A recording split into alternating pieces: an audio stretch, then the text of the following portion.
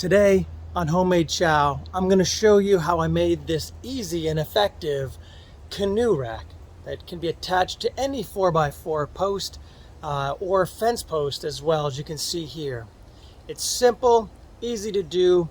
Follow along and I'll show you what I've done. So the tools you're going to need to do this job will be some sort of either a jigsaw or a circular saw or even a miter saw to cut the 2x6s we're using. You're going to need it's helpful to have a ratchet that has got a 9/16 inch socket on it, deep drive, and then a 9/16 inch wrench. This is going to be these are 6 inch and 6 inch long by 3/8 inch galvanized bolts. These are 9/16 on each side with washers, of course. You'll need 4 of those. You will need a 9/16 inch drill bit. I believe that was 9/16. As a matter of fact, I lied. That is a 3/8 inch drill bit. Sorry about that, 3/8. And of course a drill, and it would be very helpful to have a speed square handy. So these are all the things you're going to need in order to make this happen. You also actually would be very helpful to have a clamp. I should have mentioned that. A couple of clamps to hold the 2x6 in place on the fence post or whatever it is you're attaching these supports to. That would be very helpful. And lastly, a level if you want to ensure that it's super level. All right, let's get to work. So you can see this mess that I'm trying to replace here. I'm going to put this canoe outside. It's been in my garage forever. I'm going to build a shed to store all the fishing equipment in. However, this canoe is 14 feet long.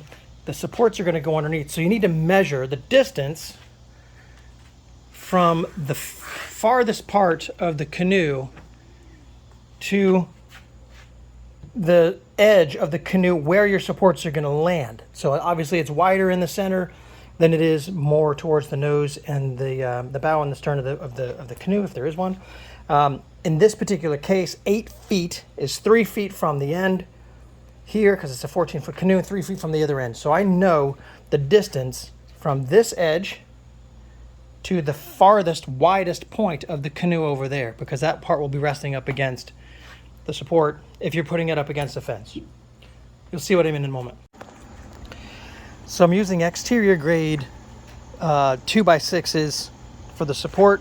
I'd prefer to go a little heavier than lighter. You could probably get away with a 2x4.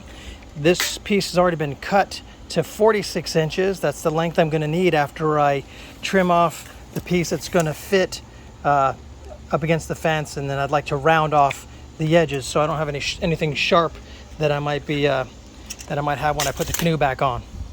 So first thing I want to do, I want this to sit at a 15-degree angle on the support. You'll see that in a moment when it's done towards the end of this video. But so I need to cut this angle 15 degrees so when it goes up against the fence post, the 4x4, it's flush on that side. So the way to do that, to measure out a 15-degree angle, you want to take the pivot point of your speed square. You're going to rotate it until this piece hits 15 degrees, as you can see here. Then that is the angle you would cut. There we go, 15 degrees. On this side, I prefer to have a rounded edge. So if this 15 degrees, this is going to be the top of the board where the canoe is resting. This 15-degree angle, this is going to be pointing upward. I'd like to have a smoother edge. So I'm just going to use something like a roll of tape to give me a round edge, like that. I'm going to carry this over a little bit here on this bottom side. And when it gets to about a quarter of the way through, I'm going to continue that line straight across to give myself a little smoother edge. So I would just draw this from here to here. It doesn't have to be an exact science, but as long as they're both the same, we're good.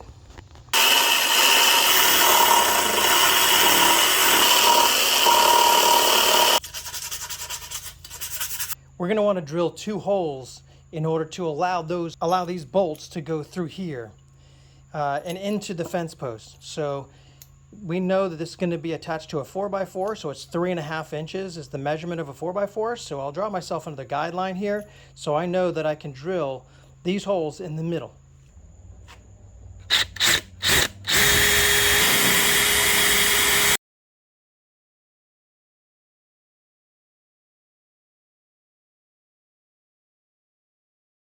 Once you've cut out the 45-degree angle on the portion of the support bracket that's going to go up against the 4x4, I've measured out on the actual support piece that this angle needs to be 30 degrees. This will ride then flush underneath the piece that's cut like this. So that's a 30-degree angle. Cut this out, cut that one out. The piece you just cut it from, you just flip it over, lay these up, and you can mark it out on this side perfectly fine and have your second piece ready to go.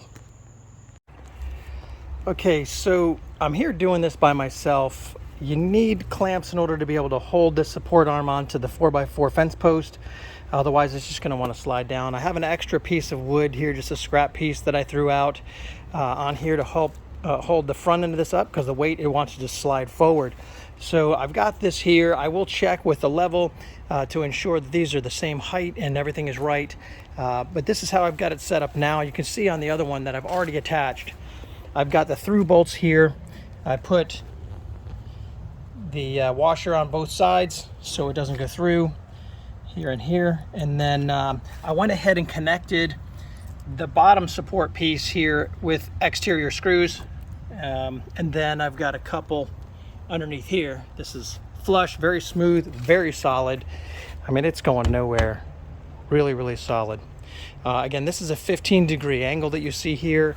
I did that on purpose to, again, allow the canoe to rest slightly upward so I can get up underneath there and spray it for, you know, when wasps decide to make a home in there. It's a lot easier to get to it versus it being flat. Plus, it wouldn't have a tendency to slide off. It helps me when I put it on. It'll want to nestle in nicely. Here's the other side of this one. I'm going to drill this through here into the 4x4 post. My drill bit's not long enough, so I'll have to take this away and finish it the rest of the way. But before I drill that, I'm going to make sure it's the right height. And of course, again, this is the 15-degree angle.